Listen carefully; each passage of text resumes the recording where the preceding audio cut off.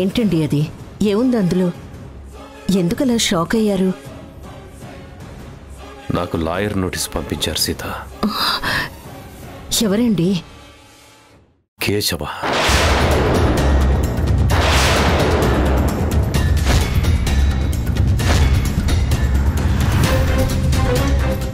ఏమని నోటీస్ ఇచ్చాడు? నేను నా అన్న అరుణ్ ప్రకాష్ ఆస్తితోనే బిజినెస్ చేసి ఇన్ని కోట్లు సంపాదించానని, కేశవకి ఆస్తి కరెక్ట్గా పంచలేదని, తనకి నేను అన్యాయం చేశానని నోటీస్ ఇచ్చాడు.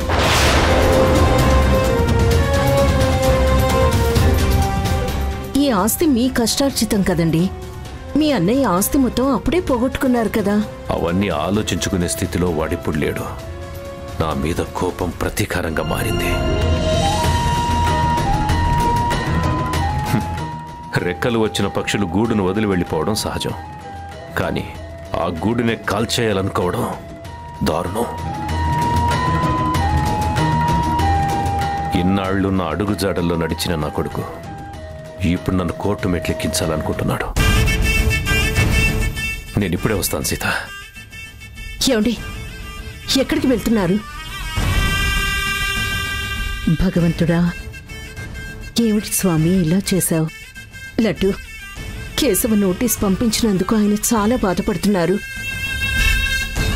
ఎలాగైనా ఇది ఇంతటితో ఆగిపోయేలా చూడాలి, లేదంటే ఆయన ఎంతో కుమిలిపోతారు. అవును తంగచ్చి, ఈ విషయం శ్రీవల్లికి చెప్దాం. తనే ఈ సమస్యను పరిష్కరిస్తుంది. హలో మామా. శ్రీవల్లి, బిజీగా ఉండవా? పర్లేదు మామా, విషయం ఏంటో చెప్పు. కేశవ్ బాబు బావకి లాయర్ నోటీస్ పంపించినాడు. లాయర్ నోటీసా? ఏమని పంపించాడు? ఆస్తి పంపకాల విషయంలో తనకు చాలా అన్యాయం జరిగిందని, వాళ్ళ నాన్న అరుణ్ ప్రకాష్ గారు చనిపోయిన తర్వాత వాళ్ళ ఆస్తి మొత్తాన్ని బావే తీసుకుని వ్యాపారాలు చేసి ఇంత ఆస్తి సంపాదించాడని. ఇన్ని రోజులు కేశవ్ ఆర్తి వాళ్లే కష్టపడి పనిచేసి కంపెనీని డెవలప్ చేసినారంట. ఈరోజు కంపెనీ టాప్ పొజిషన్లో ఉండడానికి వాళ్లే కారణం అంట. కానీ ఆస్తి వాళ్ళకి సరిగా పంచకుండా వాళ్ళకి రావాల్సిన ఆస్తిని కూడా బావే కొట్టేసినాడని ఏవేవో అబండాలు వేసి నోటీస్ పంపించినారు. ఇప్పుడు నాన్నెలా ఉన్నారు? ఆయన ఇంట్లో లేరు శ్రీవల్లి. నోటీస్ రాగానే బయటికి వెళ్ళినారు. వాళ్ళు ఇంటికి దూరంగా ఉన్నా కూడా బావను ఇబ్బంది పెట్టాలని చూస్తూ ఉండారు. నాకెందుకో భయంగా ఉండదు శ్రీవల్లి. నువ్వేం భయపడకు మామా. లాయర్ నోటీస్ ఇచ్చినంత మాత్రాన మనకేం కాదు. వాళ్ళు నాన్నని ఏమీ చేయలేరు. ఆ ఆస్తిని నాన్న కష్టపడి సంపాదించారు. ఆ విషయం అందరికీ తెలుసు. మనం కూడా ఒక మంచి లాయర్ని అప్రోచ్ అవుదాం. వాళ్ళు కోర్టు ఖర్చులకి డబ్బులన్నీ పోగొట్టుకుని రోడ్డు మీద పడతారు. చూస్తూ ఉండు. అనవసరంగా లాయర్ నోటీస్ ఇచ్చామే అని వాళ్ళు బాధపడేలా చేస్తాను. నాన్నని కోర్టుకి ఇచ్చాలని చూసిన వాళ్ళని నేను అస్సలు విడిచిపెట్టను.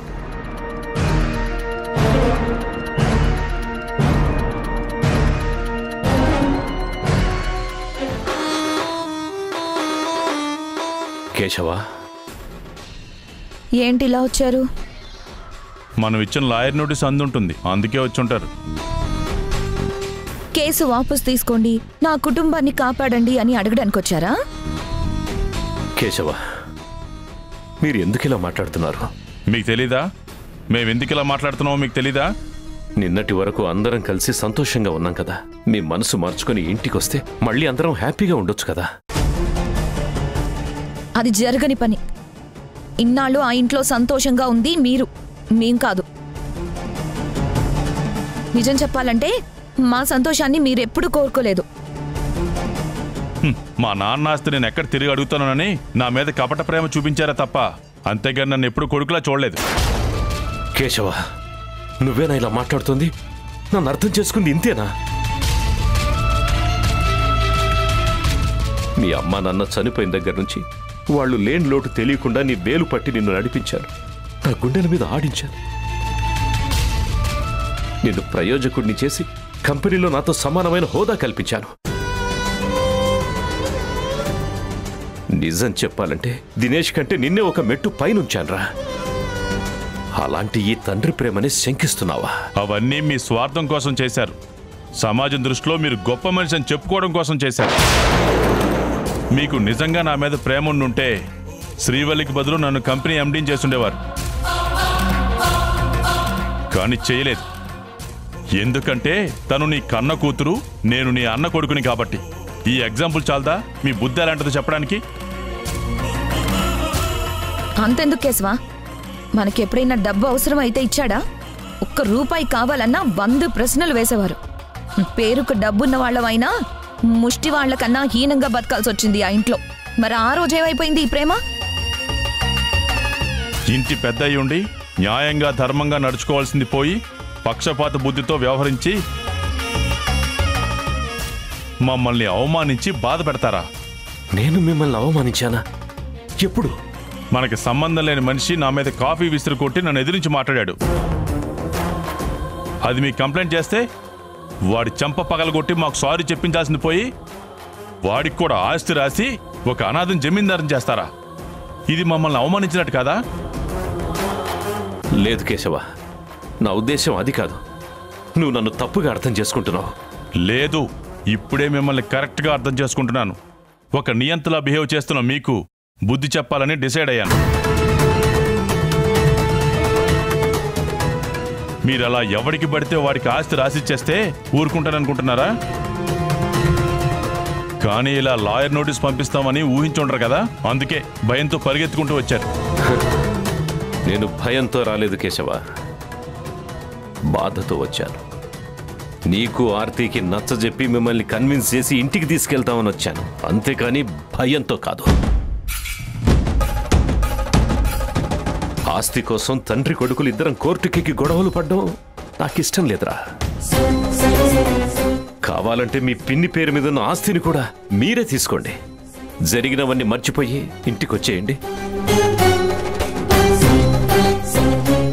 ఇంకెప్పుడు మీ మీద మాట రాకుండా నేను చూసుకుంటాను. దయచేసి నా మాట వినండి.